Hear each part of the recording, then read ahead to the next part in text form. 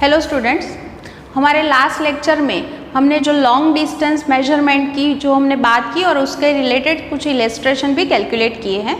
अब आज भी हम बात करने वाले हैं measurement of length, but very small length. ठीक है, सपोज हम बात करें मॉलिक्यूल होते हैं तो उसका डायमीटर बहुत ही कम होता है, ये आपको पता है। तो अगर इतनी छोटी आपको मेजरमेंट लेनी है तो उसके लिए आप कौन से इंस्ट्रूमेंट का यूज़ कर सकते हैं, पहले एक चीज़ ये बात करेंगे, फिर measurement of mass and measurement of time की बात करेंगे और एक एग्जाम्पल भी आज हम जो है वो कैलकुलेट करने वाले हैं। ठीक है, तो पहले अगर हम बात करें मेजरमेंट ऑफ लेंथ की, तो अगर हमें 10⁻⁸ मीटर से लेके 10⁻10 मीटर यहाँ तक की इतनी छोटी अगर मेजरमेंट लेनी है, लेंथ कितनी है, बहुत ही छोटी है हम बोल सकते हैं। तो यहाँ पर आप देख लीजिए, वर्नियर कैलिपर्स होगा या माइक्रोमीटर स्क्रू गेज होगा या फिर स्फेरोमीटर होगा, उसकी हेल्प से हम इतनी छोटी जो है वो मेजरमेंट नहीं कर सकते। तो फिर क्या कर सकते हैं, तो इसलिए साइंटिस्ट जो है वो अलग अलग जो इंस्ट्रूमेंट है उनकी ट्रायल की उन्होंने। सपोज ऑप्टिकल माइक्रोस्कोप लिया, सिंपल माइक्रोस्कोप तो आप जानते हैं उससे इतनी जो लेंथ है वो मेजर नहीं हो सकती, तो उसके बाद उन्होंने ऑप्टिकल माइक्रोस्कोप का यूज़ किया। आपको पता होगा ऑप्टिक्स मतलब लाइट, तो इसका मतलब ये हुआ कि ऑप्टिकल माइक्रोस्कोप जो होता है उसमें हम लाइट का यूज़ करते हैं और दैट इज़ विजिबल लाइट। और विजिबल लाइट जो होती है उसकी वेवलेंथ होती है 4000 एंगस्ट्रॉम से लेके 8000 एंगस्ट्रॉम, इतनी उसकी वेवलेंथ है। तो इसका मतलब ये हुआ कि उसकी जितनी वेवलेंथ होगी उतना रिजोल्यूशन वो कर पाएगा, है ना। उसका मतलब ये हुआ, उसका जो नेचर होता है दैट इज़ वेव नेचर। तो उसका मतलब ये हुआ कि हम जो ऑप्टिकल अगर माइक्रोस्कोप लेते हैं तो उसकी हेल्प से इतनी छोटी मेजरमेंट होना पॉसिबल नहीं होगा। ठीक है, तो उसके बाद क्या हुआ, साइंटिस्ट ने और एक ट्राई किया, मतलब इलेक्ट्रॉन माइक्रोस्कोप लिया। तो इलेक्ट्रॉन माइक्रोस्कोप जो होता है उसमें क्या होता है, इलेक्ट्रॉन्स जो होता है उसका एक बीम बनाते हैं और उसको जो है उसका यूज़ हम इलेक्ट्रॉन माइक्रोस्कोप में करते हैं। तो इलेक्ट्रॉन जो होता है वो पार्टिकल है लेकिन उसका वेव नेचर भी है, तो ये चीज़ जो होती है उसका यूज़ करके हमने इलेक्ट्रॉन माइक्रोस्कोप बनाया है और उसका जो रिजोल्यूशन पावर है वो है 0.6 एंगस्ट्रॉम।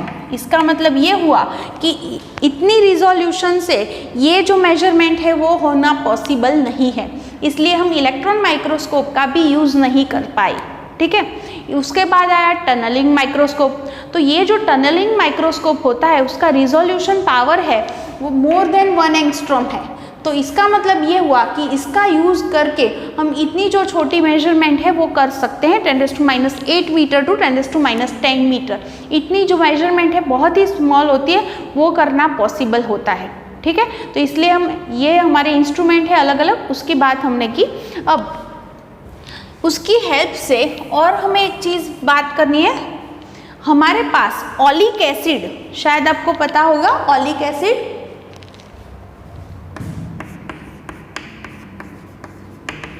उसका अगर आपके पास मॉलिक्यूल ऑलिक एसिड, तो उसका जो मॉलिक्यूल है उसकी हमें उसके पैरामीटर जो होते हैं उसको अगर फाइंड करना है, सपोज उसका रेडियस फाइंड करना है या फिर आप बोल सकते हैं उसका डायमेंशन फाइंड करना है, तो उसका जो डायमेंशन है दैट इज़ 10⁻9 मीटर, इतना उसका डायमेंशन है।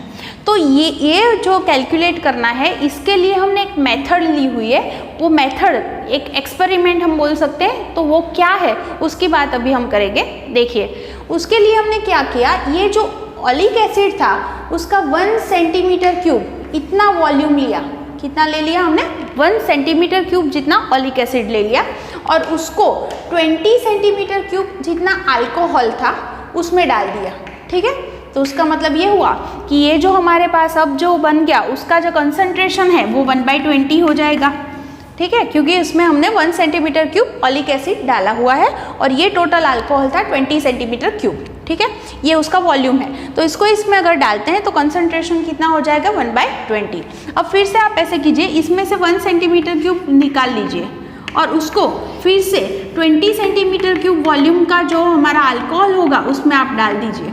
ये भी फिर से अल्कोहल है, तो कंसंट्रेशन कितना हो जाएगा, 1/20 ऑलरेडी था और 20th पार्ट हो जाएगा उसका। तो अब कंसंट्रेशन आप बोल सकते हैं कितना हो गया, 1/20/20। इतना अब कॉन्सेंट्रेशन हो गया। अब हम क्या करते हैं, एक बहुत ही बड़ा वेसल लेते हैं जिसमें हमने वाटर भर दिया है, पानी, ठीक है, और उसके ऊपर लाइकोपोडियम नाम का एक पाउडर होता है, उसको हम डालते हैं। ये जो पाउडर होगा वो क्या होगा, उसका इस पर जो है पूरा एक ऐसा लेयर बन जाएगा। अब क्या करना है आपको, इसमें से कुछ ड्रॉप्स लेने हैं और उसको इसमें डालना है। तो वो ड्रॉप्स अगर आप डालोगे तो इस पर ऐसे ड्रॉप्स बन जाएंगे। इसका आप एरिया फाइंड कर दीजिए। तो एरिया अगर आपको पता होगा तो एरिया की हेल्प से आप ऑलिक एसिड का जो डायमेंशन है वो फाइंड कर सकते हो। ये पूरा ऐसा एक्सपेरिमेंट है, समझ में आया होगा आपको। क्या बोला मैंने यहाँ पर, पहले ऑलिक एसिड लिया, कितना वॉल्यूम लिया हमने, 1 सेंटीमीटर क्यूब, उसको 20 सेंटीमीटर क्यूब जितना अल्कोहल था उसमें डाल दिया, तो उसका कंसंट्रेशन हो गया 1/20। अब उसमें से फिर से 1 सेंटीमीटर क्यूब निकाला और फिर से 20 सेंटीमीटर क्यूब जितना अल्कोहल है उसमें डाल दिया, तो अब कंसंट्रेशन क्या हो गया, 1 बाय हम बोल सकते हैं 400। अब क्या लिया हमने, एक बड़ा सा एक वेसल ले लिया, उसमें पानी डाला है, उस पर लाइकोपोडियम पाउडर डाल दिया और यहाँ से कुछ ड्रॉप्स इस पर हमने डाल दिए। तो वो ड्रॉप्स जो होते हैं इस पर ऐसा लेयर जो बना है उस पर रहते हैं, और उसका अगर हम एरिया फाइंड कर सकते हैं तो एरिया की हेल्प से इसका डायमेंशन भी हमें मिल सकता है। ये एक पूरा एक्सपेरिमेंट है, इसके बारे में हमारी बुक में भी बताया है, तो आप अच्छे से वो चीज़ पढ़ लेना, ठीक है। और एक चीज़ देखिए, यहाँ पर अगर हम बोल सकते हैं कि इसमें अगर हमने n जितने ड्रॉप्स डाले हैं, अगर उसका एक का वॉल्यूम अगर v है तो ऐसे n ड्रॉप्स मिलके टोटल वॉल्यूम हो जाएगा nv। अगर हम वॉल्यूम को एरिया से डिवाइड करेंगे तो उसका मतलब क्या हुआ, आपको शायद पता होगा कि वॉल्यूम का मतलब क्या होता है, एरिया इंटू थिकनेस बोल सकते हो आप। तो इसका मतलब ये हुआ कि इसकी हेल्प से हम इसकी जो थिकनेस है वो फाइंड कर सकते हैं। ये पूरा आपका ये एक्सपेरिमेंट हो गया, ठीक है। अब नेक्स्ट टॉपिक जो हम बात करने वाले हैं वो अभी भी लेंथ के बारे में ही है। देखिए, हम जो है लेंथ के अलग अलग यूनिट्स यूज़ करते हैं, जैसे मीटर, सेंटीमीटर, इंचीज, ये सारे आपको पता है। बहुत ही सिंपल अगर मैं बात करूँ तो आपको एक रिलेशन पता होगा, 1 metre is equal to 100 centimetre या फिर 10⁻² सेंटीमीटर आप लिख सकते हो, ये आपको पता है। किलोमीटर और मीटर का भी रिलेशन आपको पता है। ऐसे ही और थोड़े ऐसे उसके यूनिट्स हैं और उनका मीटर के साथ कैसा रिलेशन है उसके बारे में अभी हम डिस्कस करने वाले हैं। जैसे एक बता दूं मैं आपको, 1 इज फर्मी। फर्मी को हम ऐसे लिखेंगे Fm, और 1 फर्मी का मतलब होता है 10⁻15 मीटर। 10⁻15 मीटर मिला के उसको आप 1 फर्मी लिख सकते हो। ऐसे ही एंगस्ट्रॉम शायद आपको पता होगा, 1 एंगस्ट्रॉम का मतलब होता है 10⁻10 मीटर। 10⁻10 मीटर इक्वल्स टू हम लिख सकते हैं 1 एंगस्ट्रॉम, ठीक है। ये सारी चीज़ें आपको याद रखनी है क्योंकि एग्जाम्पल आप जब भी कैलकुलेट कर रहे हैं तब इसकी हेल्प लेनी पड़ेगी, ठीक है। तो ये चीज़ हो गई। और दूसरे बहुत सारे यूनिट्स हैं जिसके बारे में आप धीरे धीरे पढ़ते जाओगे। 1 एस्ट्रोनॉमिकल यूनिट, एस्ट्रोनॉमिकल यूनिट का क्या मतलब है वो मैं आपको पहले बता दूं। एस्ट्रोनॉमिकल यूनिट, इतनी लेंथ हम किसे बोलते हैं, तो ये क्या है, distance, average distance between sun and earth. Earth और सन के बीच का जो डिस्टेंस है हमने एवरेज डिस्टेंस लिया है, तो ये जो डिस्टेंस है उसको हम शॉर्ट में क्या बोलते हैं, 1 एस्ट्रोनॉमिकल यूनिट। और उसकी जो वैल्यू है 1.496 इंटू 10⁻11 मीटर, ये हो गया 1 astronomical unit. Next is 1 light year. 1 light year किसे बोलते हैं हम, तो देखिए लाइट जो होती है वो 1 साल में वैक्यूम में जितना ट्रैवल करती है, आपको शायद पता होगा कि वैक्यूम में उसकी जो स्पीड है वो क्या है 2.99, या उसको अप्रोक्सीमेटली हम 3 भी बोल सकते हैं, इंटू 10⁸ मीटर पर सेकेंड। इसका मतलब ये हुआ कि 1 सेकेंड में वो कितना ट्रैवल करेगी, 2.99 इंटू 10⁸ मीटर। तो अगर हम ऐसे लिख सकते हैं कि 1 सेकेंड में वो इतना ट्रैवल करती है 3 इंटू 10⁸ मीटर, दैट मीन्स 1 साल में आपको पता होगा 365 डेज होते हैं। एक डे में मतलब एक दिन में 24 आवर्स होते हैं और 1 आवर में 3600 सेकेंड्स होती हैं। तो टोटल हमें डिस्टेंस जो है वो मिल सकता है। देखिए, तो ये जो हमारा आंसर है वो इतना आएगा 9.46 इंटू 10⁻15 मीटर। ये 1 लाइट ईयर की इतनी वैल्यू है, ठीक है। नेक्स्ट अगर हम यूनिट की बात करें दैट इज पार्सेक। 1 पार्सेक, उसको हम ऐसे लिखेंगे PC, ठीक है, और उसकी जो वैल्यू है दैट इज 3.08 इंटू 10⁻16 मीटर। देखिए इसको मैं अगर समझाऊँ कि 1 पार्सेक हम किसे बोलते हैं, तो अगर हम बात करें तो अर्थ जो है वो सन के अराउंड घूमती है, ठीक है, तो वो क्या होगा, अगर वो सन के अराउंड घूम रही है, तो अगर हम बात करें यहाँ से हम इतनी आर्क ले, और ये जो आर्क है वो यहाँ पर 1 सेकंड जितना एंगल बनाती है। कितना एंगल बनेगा यहाँ पर? 1 सेकंड जितना। तो ये आर्क की जो लेंथ हो गई उसको हम बोलेंगे 1 पार्सेक, ठीक है, और उसकी जो वैल्यू है दैट इज 3.08 इंटू 10⁻16 मीटर। तो ये सारी जो चीज़ें हैं आपको याद भी रखनी है, ये रिलेशन आपको याद होने चाहिए क्योंकि उसका हम यूज़ आगे करेंगे, ठीक है। तो ये चीज़ हो गई आपके पास रेंज ऑफ लेंथ, ठीक है। तो ये सारी चीज़ें लेंथ के बारे में थी। अब हम बात करने वाले हैं measurement of mass. Measurement of, देखिए मास है वो फंडामेंटल क्वांटिटी है, ये आपको पता होगा। अगर हम मास के यूनिट की बात करें तो वो भी हमें पता है, दैट इज किलोग्राम, है ना। लेकिन अगर हम एटम्स की अगर बात कर रहे हैं या मॉलिक्यूल्स की बात कर रहे हैं तो उसके लिए किलोग्राम जो यूनिट है वो बहुत ही बड़ा हो जाएगा। इसलिए उसके लिए हम जो यूनिट जो यूज़ करते हैं that is AMU, astronomical mass unit, ठीक है। तो अगर एटॉमिक मास यूनिट, तो एटॉमिक मास यूनिट जो है उसको हम ऐसे डिफाइन करेंगे। देखिए 1U उसको हमने कैसे डिफाइन किया है कि हमारे पास जो कार्बन है, कार्बन आपको पता होगा 6C12, उसका जो आइसोटॉप हमने लिया है दैट इज 6C12, तो उसका जो मास है उसका 12th पार्ट, मतलब क्या लेना है हमें, 1/12 पार्ट ऑफ 6C12, ऐसे लिख सकते हैं मास ऑफ 6C12, ओके। तो इसका जो मास है उसको 12 से अगर हम डिवाइड करते हैं तो जो हमें वैल्यू मिलेगी दैट इज 1U, और ये हमारा जो आंसर है वो आएगा 1.66 इंटू 10⁻27 किलोग्राम, इतनी उसकी वैल्यू होती है, ठीक है। ये भी रिलेशन आपको याद रहना चाहिए, ये भी बहुत ही ज़रूरी है। अगर हम बात करें, आपको लगेगा यहाँ पर 6C12 की अगर आप बात करें तो उसका मास आपने कैसे फाइंड किया, किलोग्राम में ही सही, लेकिन कैसे फाइंड किया तो उसके लिए हमारे पास जो इंस्ट्रूमेंट है दैट इज़ मास स्पेक्ट्रोमीटर, तो उसका हम यूज़ करते हैं और उसकी हेल्प से, और वो पूरा जो हमारा एटम होता है उसका मास हम उससे की हेल्प से फाइंड कर सकते हैं। एटम है तो उसका मतलब ये हुआ कि इलेक्ट्रॉन का मास भी उसमें इंक्लूडेड होगा, ठीक है। तो ऐसे जो है हम मास भी ऐसे फाइंड कर सकते हैं, क्लियर। तो ये हो गई मास की बात, और आपको ये भी पता है कि दुनिया में सबसे कम जो मास है वो इलेक्ट्रॉन का है, दैट इज 10⁻30 किलोग्राम हम लेते हैं, और जो हमारा यूनिवर्स है उसका जो मास है दैट इज 10⁻55 किलोग्राम, ठीक है। ये दोनों के बीच का रिलेशन शायद आपको याद होगा, हमने फर्स्ट चैप्टर में ऑलरेडी ये चीज़ डिस्कस की हुई है, ओके। तो ये हो गया मेजरमेंट ऑफ मास। अब हम बात करेंगे उसके बाद मेजरमेंट ऑफ टाइम की।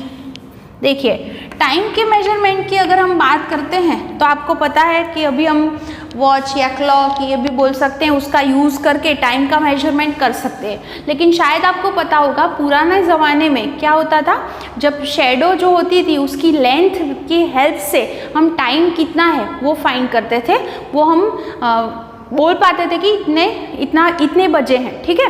तो ऐसे जो होता है टाइम जो मेजरमेंट था वो पहले हम ऐसे करते थे, फिर हम पेंडुलम का भी यूज़ कर सकते हैं उसके लिए, और इसकी हेल्प से हम टाइम बता सकते हैं। अभी हम एटॉमिक क्लॉक का भी यूज़ कर रहे हैं। देखिए हर एक कंट्री में क्या होता है, कोई भी अगर हम यूनिट की बात करें तो उसका जो स्टैंडर्ड हम बोलते हैं कि स्टैंडर्ड हमने डिसाइड किया हुआ है तो वो लैब में रखते हैं। जैसे इंडिया की नेशनल फिजिक्स लैब है जो दिल्ली में है, तो उसमें ऐसे मास जो हम बोले कि 1 किलोग्राम है तो वो इतना है, तो इसका जो स्टैंडर्ड जो उसका जो फॉर्म होता है उसको हम ऐसे रखते हैं वहाँ पर, ये हमारी लैब में।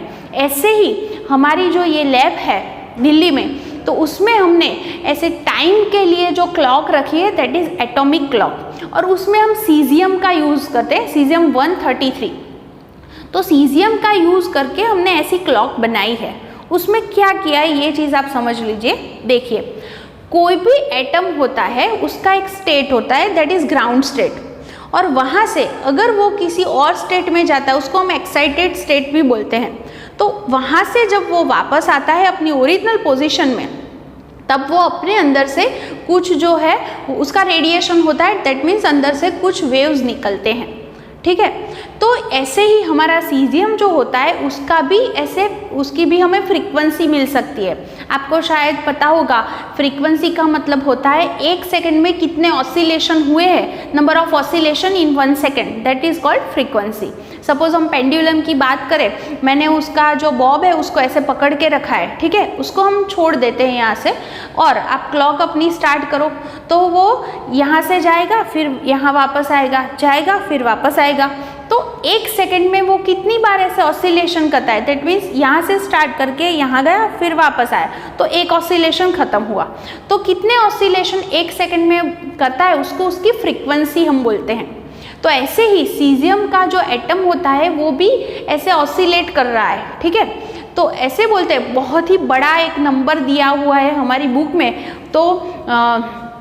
तो उसकी हेल्प से हम बोलते हैं उसको एक सेकंड जितना टाइम उसको ऐसे डिफाइन किया है कि उतने ऑसिलेशन जब हो जाते हैं तो जो टोटल टाइम होता है उसको हम 1 सेकंड बोलते हैं, ठीक है। तो हमने ऐसी एटॉमिक क्लॉक्स बनाई है और उसको जो है हमने लैब में रखा हुआ है। तो एक ही क्लॉक अगर बनाएंगे तो हमें भी पता है कि हमारे घर भी कभी कभी ऐसा होता है कि जो हमारी क्लॉक होती है वो आगे पीछे चलती है, ठीक है। तो हमारी पूरी कंट्री में या फिर अगर बात करें कि पूरे वर्ल्ड में टाइम एक समान रहे, उसके लिए कुछ करना ज़रूरी है। तो उसके लिए क्या किया हमने कि सपोज हमारी कंट्री जो है उसमें टोटल ऐसी 4 एटॉमिक क्लॉक हमने यूज़ की और चारों को रख दिया ऐसे, ठीक है।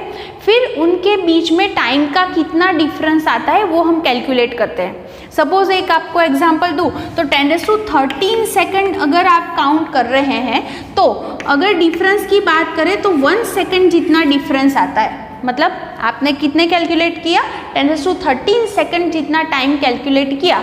तो अगर आप चारों क्लॉक को एक दूसरे के साथ उसका टाइम अगर मिलाए तो आप देख सकते हैं उसमें कितना वेरिएशन होगा, सिर्फ 1 सेकंड का। तो वो बहुत ही कम है।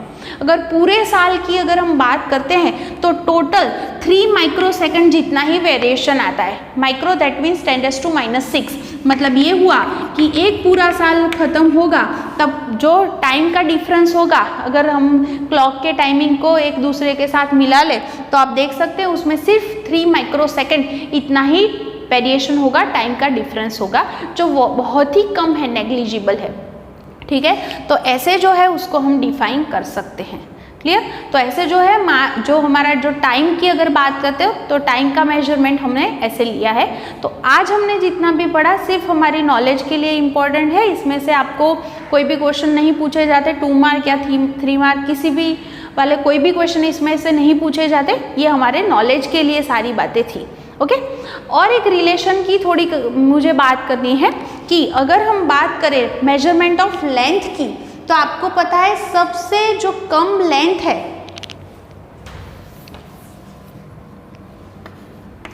तो वो है न्यूक्लियस, है ना। न्यूक्लियस का जो रेडियस है दैट इज सिर्फ 10⁻15 मीटर है, ठीक है।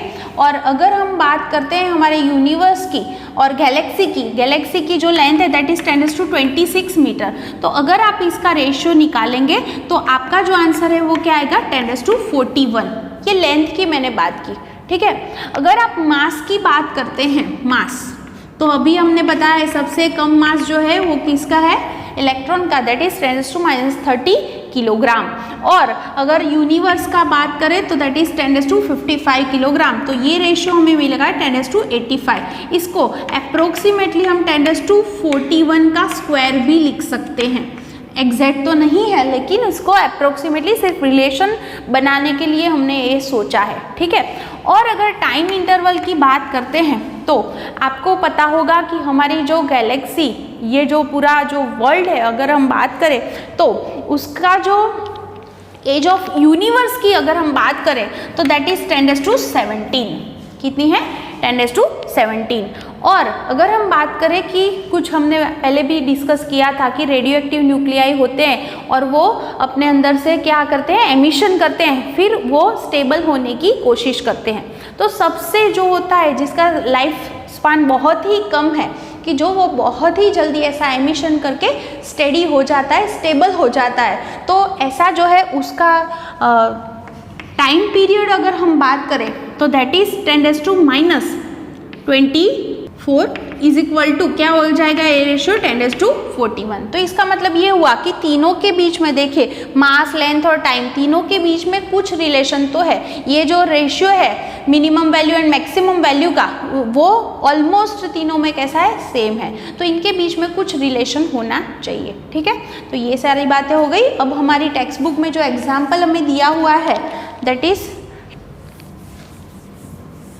2.5, उसके लिए हम बात करेंगे। देखिए जो एग्जाम्पल है कुछ ऐसा है, if the size of a nucleus in the range of 10⁻15 metre to 10⁻14 metre, कितनी रेंज है, 10⁻15 मीटर टू 10⁻14 मीटर, ये हमारा न्यूक्लियस है, उसकी रेंज बताई हमें। Is scaled up to the tip of a sharp pin, इसको हमने क्या किया है, ऐसे जूम किया सपोज, और उसको कितना बताया, tip of a sharp pin.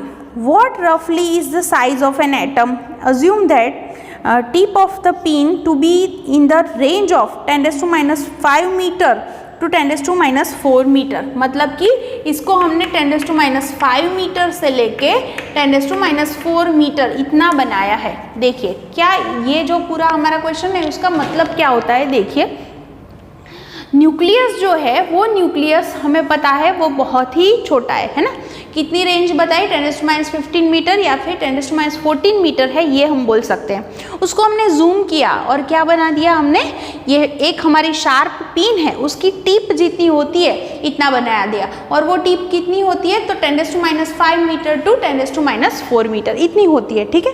तो इसका मतलब ये हुआ कि अगर आपने न्यूक्लियस को जूम करके इतना बना दिया तो फिर जो हमारा एटम होगा वो कितना बन जाएगा, वो भी बड़ा होगा, क्योंकि न्यूक्लियस है, फिर उसके आसपास इलेक्ट्रॉन्स होते हैं, फिर हमारा एटम बनता है, तो एटम भी जूम होके बड़ा हो जाएगा। तो अगर हम बात करें वो कितना होगा, ये हमें यहाँ पर फाइंड करना है। तो देखिए एक चीज़ आप देख सकते हैं, इसको ऐसा बनाना है, मतलब 10⁻15 मीटर है, उसको हमें 10⁻5 मीटर बनाना है। तो इसका मतलब ये हुआ मुझे इसे 10⁻10 से मल्टीप्लाई करना पड़ेगा, मतलब कि ये जो टोटल हमारे पास ये जो रेंज दी है उसको 10⁻10 टाइम अगर आप कर दोगे तो 10⁻5 बन जाएगी। ओके, तो इसका मतलब ये हुआ अगर हम एटम की बात करते हैं तो एटम पता होगा आपको, उसका जो डायमेंशन है दैट इज 10⁻10 मीटर। तो अगर हमने इसको जूम किया इतना सारा 10⁻10 टाइम, तो इसको भी उतना करना पड़ेगा। तो अगर इसको आप 10⁻10 टाइम करते हो तो आपका आंसर क्या आ जाएगा, 1 मीटर। तो इसका मतलब ये हुआ एटम जो है वो कितना बन जाएगा, उसका रेडियस 1 मीटर। तो अगर आप बात करो, आप ऐसे भी सोच सकते हो कि पिन जो है, ऐसी जो टिप है वो इतनी है ना, कितनी, 10⁻5 मीटर टू 10⁻4 मीटर, और उसके आसपास ये हो गया हमारा पूरा एटम। तो इसकी जो रेडियस है दैट इज 1 मीटर। तो हम बोल सकते हैं अगर टिप को सेंटर ले लो और 1 मीटर जितना रेडियस बना दो तो पूरा क्या बन जाएगा, हमारा एटम, ठीक है। तो ये पूरा एग्जाम्पल जो था उसका ये मतलब निकलता है इसमें से, ठीक है। तो आप फिर से ये सारी जो चीज़ें हमने जो आज भी पढ़ी है उसको टेक्स्ट बुक से अच्छे से पढ़ लेना।